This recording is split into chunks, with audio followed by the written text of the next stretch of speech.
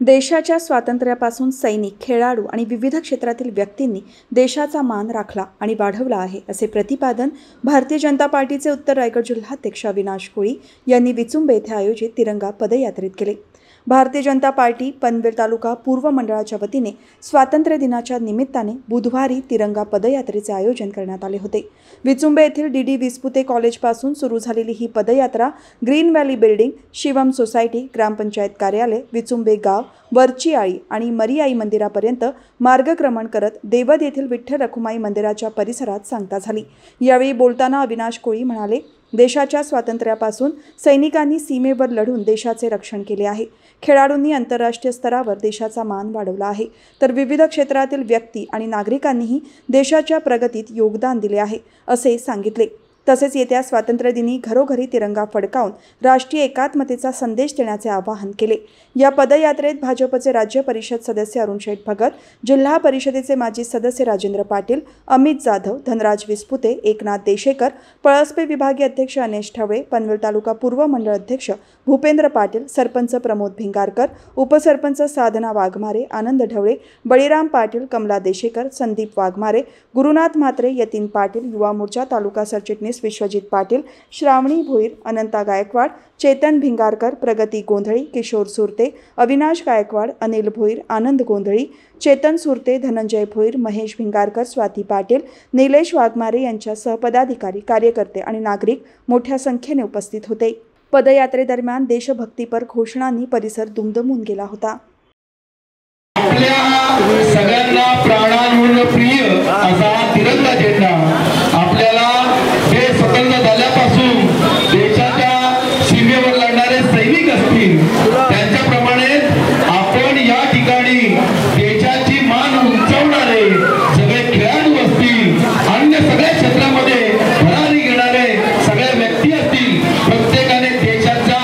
मान सन्मान हा राखलेला आहे, वाढवलेला आहे आणि तिरंग्याचा सन्मान वाढवलेला आहे। आपले नेते माननीय पंतप्रधान नरेंद्र मोदी साहेब यांनी तर गेल्या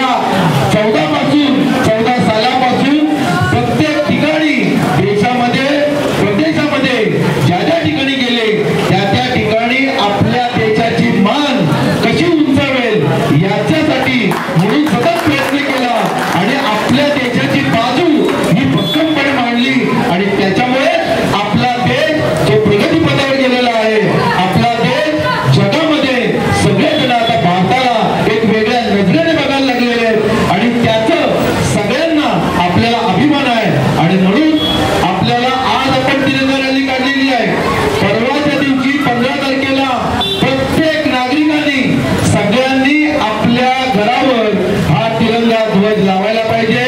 आपण विशेष करून आमच्या भारतीय जनता पार्टीने सांगितलेलं आहे की आपण प्रत्येकाने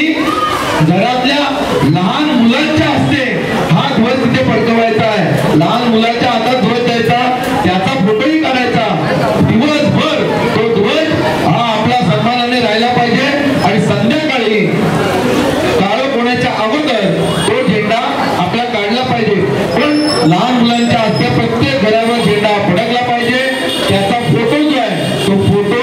माननीय पंतप्रधानांचा ऍप आहे, त्याच्यावर सुद्धा आपण पीएमओ ऍप सुद्धा लिंक पाठवू, सरळ ऍपवर हा सगळा फोटो सुद्धा अपलोड करायचा आहे, सोशल मीडियावर आपल्याला टाकायचा आहे आणि आपण तिरंग्याचा जो सन्मान करतोय तो सन्मान अधिकाधिक कसा वाढेल याच्यासाठी म्हणून प्रयत्न करायचा आहे। आपल्या हर घर तिरंगा घर घर तिरंगा याचं जे आयोजन या भारत देशाचे पंतप्रधान आदरणीय मोदी साहेब, या महाराष्ट्र राज्याचे मुख्यमंत्री आदरणीय देवेंद्रजी फडणवीस साहेब आणि आपल्या या भारतीय जनता पार्टीचे अध्यक्ष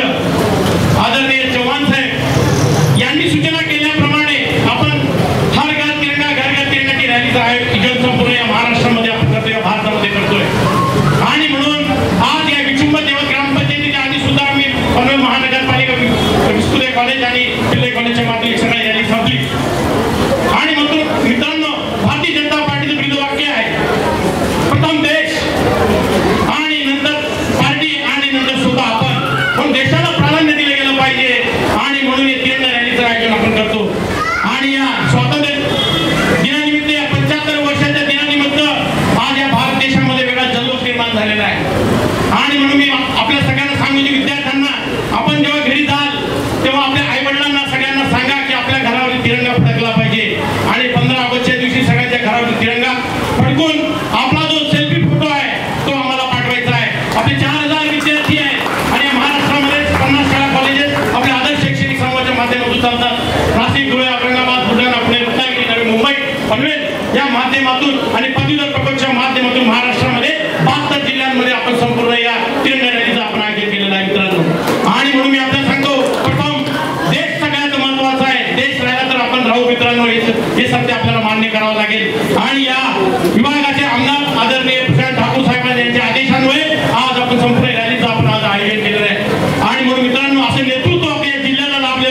असं नेतृत्व लाभणे भाग्याचं लक्षण असतं. आणि म्हणून देशाचे पंतप्रधान नरेंद्र मोदी, राज्याचे मुख्यमंत्री आदरणीय फडणवीस साहेब आणि आपल्या या